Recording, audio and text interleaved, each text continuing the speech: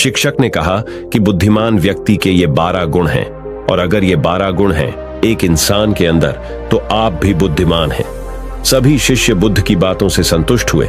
उन्होंने इस जानकारी के लिए बुद्ध को धन्यवाद दिया और चले गए। दोस्तों, हम आपको बताते हैं कि बुद्धिमान लोग किसी से भी नहीं डरते, क्योंकि उनको पता है मन के सारे डर काल्पनिक होते हैं। मन के सारे डर को खत्म कैसे किया जाए, इस पर हम आपको एक और कहानी सुनाने जा रहे हैं। उसे सुनने के बाद आपको किसी भी चीज का डर नहीं रहेगा। तो चलिए उसे कहानी की शुरुआत करते हैं। एक बार एक व्यक्ति गौतम बुद्ध के आश्रम में रहने आया। आश्रम की शांति में 2 दिन बीत जाने के बाद वह बुद्ध के पास जाता है और कहता है, बुद्ध, मेरे मन में कुछ प्रश्न उठ रहे हैं, मैं उनका उत्तर जानने के लिए यहाँ आया हूँ। बुद्ध ने कहा, पूछो, आपका प्रश्न क्या है? उस आदमी ने कहा, बुद्ध, मैं अपने जीवन से बिल्कुल भी खुश नहीं हूँ। दुखों और परेशानियों के पहाड़ ने मेरे जीवन को नर्क बना दिया है। मेरे जीवन में कुछ भी ठीक नहीं चल रहा है। मैं जानना चाहता हूँ कि मेरे साथ ये सब क्यों हो रहा है। मैं इतना बदकिस्मत क्यों हूँ? बुद्ध ने कहा, सबसे पहले तुम मुझे बताओ कि इसका कारण क्या है। आपके दुख के लिए वे कौन सी बातें हैं जिनके कारण आप इतने परेशान और चिंतित हो गए? बुद्ध के प्रश्न पर कुछ देर सोचने के बाद उस व्यक्ति ने कहा, यह कैसा प्रश्न है? मैंने आपसे एक प्रश्न पूछा और आप उत्तर देने के बजाय पूछ रहे हैं। बुद्ध उस व्यक्ति की बात सुनकर मुस्कुराए। यदि तुम अपने दुख का कारण नहीं जानते हो, तो तुम मुझसे यह उम्मीद कैसे कर सकते हो कि मैं तुम्हारे दुख का कारण जान पाऊंगा? व्यक्ति ने कहा, बुद्ध, लेकिन लोग कहते हैं कि आप भगवान हैं, आप सब कुछ जानते हैं, आप लोगों के मन को पढ़ते हैं, तब आपको मेरे दुख का कारण पता चल जाएगा। बुद्ध हल्के से मुस्कुराए और गंभीर स्वर में बोले, तुम ये सोचकर गलती कर रहे हो कि कोई आएगा और तुम्हें तुम्हारी सभी समस्याओं से बाहर निकाल देगा, लेकिन ऐसा कभी नहीं होगा। केवल तुम ही हो जो तुम्हें तुम्हारी परेशानियों से बचा सकते हो। महसूस करें कि आपने आत्मज्ञान प्राप्त कर लिया है, तो आप अपनी समस्या का समाधान कर सकते हैं। मैं भी आपके जैसा हूं, फर्क सिर्फ इतना है कि सब कुछ साफ है। जिस दिन आपके जीवन की सभी समस्याएं दूर हो जाएंगी, उसी दिन से आपकी भी समस्या के लिए बुद्ध के पास जाने की जरूरत नहीं पड़ेगी। बुद्ध ने उस व्यक्ति से पूछा, क्या तुमने कभी किसी फूल को ध्यान से देखा है?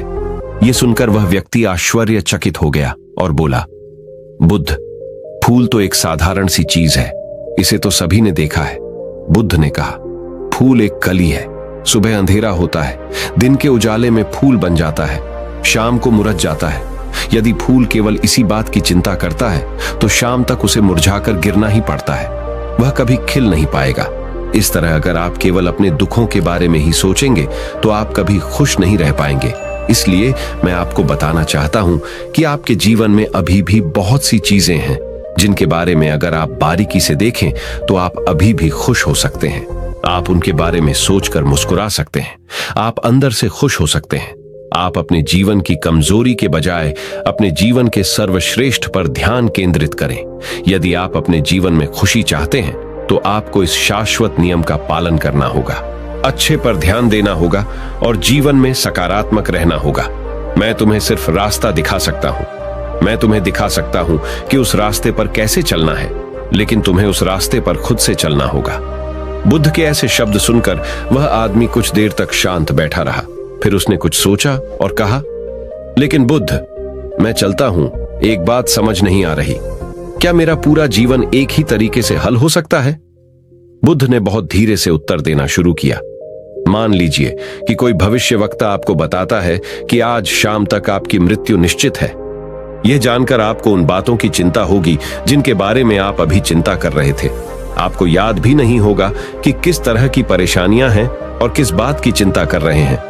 आप उस वक्त सिर्फ उस हकीकत के बारे में सोच रहे होंगे जिसे लोग मौत कहते हैं। अचानक आपको एहसास होगा कि जिन छोटी छोटी चीजों को आप उसकी सबसे बड़ी परेशानियां कहते थे, वह कुछ भी नहीं। अचानक आपको लगेगा कि चिंता करना बेकार है। आज शाम तक मैं दुनिया छोड़ने वाला हूं, और आप पाएंगे कि आपके पूरे जीवन के वे क्षण व्यर्थ हो गए जो आपने चिंता, ईर्ष्या और व्यर्थ कष्ट में बिताए होंगे। लोग बोलते तो हैं, लेकिन अंदर से कभी स्वीकार नहीं करते कि एक दिन उन्हें भी इस दुनिया से जाना है। उनकी इच्छाएं इतनी प्रबल होती हैं कि वे खुद को अमर मानते हैं। सुख और दुख दोनों ही स्थायी नहीं हैं। ये हमारे कार्यों और विचारों से निर्मित होते हैं। वह आदमी जो बुद्ध की बातें सुन रहा था टोकते हुए बोला, तो आपके कहने का मतलब यह है कि मैं हमेशा सोचता हूं कि मैं मरने वाला हूं। क्या यह सोच मेरी सभी समस्याओं का समाधान कर देगी? नहीं, ऐसा कभी मत सोचिए। आपको बस ये स्वीकार करना होगा कि दुनिया में मेरी उपस्थिति अनिश्चित है। मैं जब तक यहां हूं एक खुशहाल जीवन जीऊंगा। आपके जीवन में जो भी अच्छी चीजें हो रही हैं उनके साथ जिएं, वह तुम्हें आंतरिक खुशी और शांति देगी। अपना दिमाग ठीक करो और धीरे धीरे तुम्हारे जीवन की सभी समस्याएं समाप्त हो जाएंगी।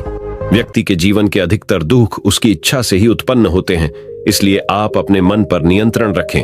यदि आप अपने मन का इलाज एक बच्चे के मन की तरह कर सकते हैं तो आपको आंतरिक शांति महसूस होगी। उस व्यक्ति ने कहा कि आपने मन को नियंत्रित करने की बात कही, आप चंचल मन को कैसे नियंत्रित कर सकते हैं? बुद्ध ने कहा कि सबसे पहले तुम्हें सुख और दुख के बीच अंतर समझना होगा। आपको सबसे पहले यह जानना होगा कि आपके लिए खुशी और दुख का क्या मतलब है। इसके बाद अभ्यास के द्वारा अपने मन को इस प्रकार तैयार करना है कि आप न तो खुशी के मौके पर ज्यादा खुश हों और न ही दुखी होने पर ज्यादा दुखी हों। आपको खुद को पूरी तरह से मध्य में रखने का प्रयास करना होगा, जिसे मैं मध्यम मार्ग कहता हूं। यदि आप अपने जीवन में गहराई से उतरेंगे और यह पता लगाने का प्रयास करेंगे कि क्या चीज आपको खुश करती है और क्यों, तो अंत में आपको केवल एक ही उत्तर मिलेगा कि आप आपके सभी दुखों का कारण हैं। आपकी इच्छा, आसक्ति, इच्छा, ये सब आपके मन द्वारा निर्मित है। इसलिए यदि आप अपने मन पर नियंत्रण कर लेंगे तो आपके सभी दुख समाप्त हो जाएंगे। गौतम बुद्ध ने उस व्यक्ति से कहा कि यदि आप एक और छोटा सा काम करेंगे तो आप देखेंगे कि आपके जीवन के सभी दुख हमेशा के लिए समाप्त हो जाएंगे। बुद्ध के मुख से ऐसे वचन सुनकर वह व्यक्ति उत्तेजित हो गया और बोला, मुझे उसके लिए क्या करना होगा? बुद्ध के मुख से ऐसे शब्द सुनकर वह व्यक्ति उत्तेजित हो गया और बोला, मुझे उसके लिए क्या करना होगा? बुद्ध ने कहा कि तुम अगले 2 दिनों तक किसी से बात नहीं करोगे और कागज लेकर आश्रम के एकांत स्थान पर बैठ जाओ। आपको वहां बैठकर उन दुखों के बारे में सोचना और लिखना है जो आपकी परीक्षा ले रहे हैं, और उनका कारण भी लिखना है। और दूसरे पेज पर आपको थोड़ी सी खुशी लिखनी है और यह भी लिखना है कि आपको यह खुशी क्यों है। अगर जल्दबाजी करने की कोई जरूरत नहीं है, आपके पास बहुत समय है, आप आराम से सोच सकते हैं। जाओ और सोचो और आराम से लिखो। उस आदमी ने बुद्ध को प्रणाम किया और आश्रम के कोने में बैठ गया। 2 दिन बाद वह कुछ लेकर बुद्ध के पास वापस आया। उसके हाथ में कागज को देखकर बुद्ध ने कहा, सबसे पहले तुम कागज से अपना दुख पढ़कर सुनाओ। व्यक्ति ने सबसे पहले अखबार पढ़ना शुरू किया। मेरे परिवार के सदस्य अमीर हैं, लेकिन मैं गरीब हूं और काम करता हूं। मैं अपने काम में अमीर नहीं हूं और मैं अपने काम में सहज हूं और मेरी तुलना दूसरों से की जाती है। व्यक्ति ने आगे पढ़ना शुरू किया। दूसरा, मेरे पड़ोस में बहुत से लोगों ने बचत की है, लेकिन मेरे पास बचत के नाम पर कुछ भी नहीं है। इसका पहला कारण यह है कि मैं काम कम जानता हूं, लेकिन खर्च बहुत करता हूं। आज मेरे पास बचत के नाम पर कुछ भी नहीं है। मेरी पत्नी काफी समय से बीमार है और उसकी बीमारी का कारण मैं हूं। मेरी लापरवाही के कारण मैं उसे कभी किसी डॉक्टर के पास नहीं ले गया। मैंने इसे भाग्य पर छोड़ दिया। शायद ये मेरी अपमानजनक इच्छा थी कि अगर मैं बीमारी से मर जाऊं तो मैं एक खूबसूरत महिला से शादी करूंगा। चौथा, मैं मन में फ्री पैसे पाने के बारे में सोचता रहता हूं, परंतु योजना पूरी नहीं होती। मैं दुख के सागर में डूब जाता हूं, फिर ये दुख मुझसे सहन नहीं होता और इसका कारण मैं ही हूं। मुझे पता है कि मेरे पास अल्कोहल पीने के लिए पैसे नहीं है, फिर भी मैं इसे पीता हूं। मैं अपना दिन खुशी से जीता हूं, लेकिन ऐसा करने में सक्षम नहीं होने पर देखता रहता हूं। बुद्ध, ये मेरे जीवन के सबसे बड़े दुख हैं और गहराई से सोचने के बाद मैंने पाया कि कई उनमें से मेरे कार्यों और मेरे विचारों के कारण हुआ। ये सुनने के बाद आपने मुझे खुशी का पेपर पढ़कर सुनाया। पिछले 2 दिनों में मैंने जो कुछ भी महसूस किया वैसा मैंने अपने जीवन में कहीं भी अनुभव नहीं किया। पिछले 2 दिनों में मुझे एहसास हुआ कि वास्तविक शांति और आनंद कितना महान है और मैं इसका अनुभव करके बहुत खुश हूं। मेरी खुशी के कारणों की सूची बहुत लंबी है।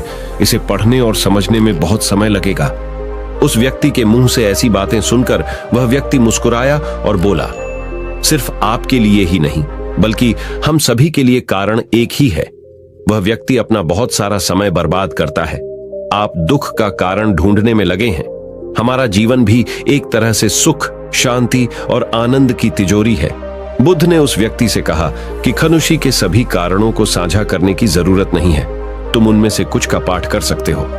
वह व्यक्ति बड़ी मुस्कुराहट के साथ पढ़ने लगा। पहली खुशी, क्योंकि मैं जीवित हूं और दुनिया में रह रहा हूं, और मैं स्वस्थ हूं। मेरे माता पिता, एक पत्नी और 2 बच्चे हैं। ऐसे ही मेरे पिता के पास कई अनमोल खजाने हैं, जैसे मेरे माता पिता का प्यार, मेरी पत्नी का प्यार, मेरे बच्चों का प्यार। और एक पिता की दूसरा कारण यह है कि मैं कड़ी मेहनत कर सकता हूं। मैं कोई भी काम कर सकता हूं। आपकी आय में कोई बाधा नहीं आ सकती और आप अपने परिवार की सभी जरूरतों को पूरा कर सकते हैं। मुझे खुशी है कि मैं एक खुशहाल परिवार बना सकता हूं। मैं अपनी तुलना अपने भाइयों, अपने पड़ोसियों से करता हूं, और आपने कृपा करके मुझे मानवता वाला इंसान बनाया है। सभी बुरी आदतों को छोड़कर आप सुखी और खुशहाल जीवन जी सकते हैं। और मेरे लिए सबसे बड़ी खुशी और सौभाग्य की बात यह है कि मुझे एक जगह मिल जाए, और जब तक मैं इस दुनिया में हूं, हमारी इच्छा और आसक्ति ही सभी दुखों का कारण है। मैं खुद को जानने की पूरी कोशिश करूंगा, और मैंने कभी नहीं किया। जीवित रहे। अब आप अपने परिवार के पास रह सकते हैं। यह जीवन सबके साथ है। आपके जीवन में कोई भी परेशानी आपको घेरने की कोशिश कर सकती है। जीवन अपने आप से कहने के लिए बहुत छोटा है, और इस जीवन में आप चिंताओं और दुखों को खुद पर हावी नहीं होने देंगे। शांति से बैठकर उस दुख का कारण जानने का प्रयास करें, और यदि मिल जाए तो उसे नष्ट करने का पूरा प्रयास कर दें। इस तरह आप मानसिक शांति और कभी न खत्म होने वाली खंजूशी पा सकते हैं। दोस्तों, आशा करता हूं कि आपको इस कहानी से बहुत कुछ सीखने को मिला होगा। इस कहानी में बस इतना ही। तो दोस्तों, आपको इस वीडियो में बताए गए बुद्धिमान लोगों के 12 गुण और अपने डर को पूरी तरह से खत्म कैसे करें, इन दोनों की कहानी पसंद आई हो तो इस वीडियो को जितना हो सके उतना अपने दोस्तों के साथ शेयर कीजिए, और हमारे चैनल को सब्सक्राइब कीजिए, और इस वीडियो को एक लाइक करना ना भूले। आपका वीडियो देखने के लिए बहुत बहुत धन्यवाद। नमो बुद्धाय।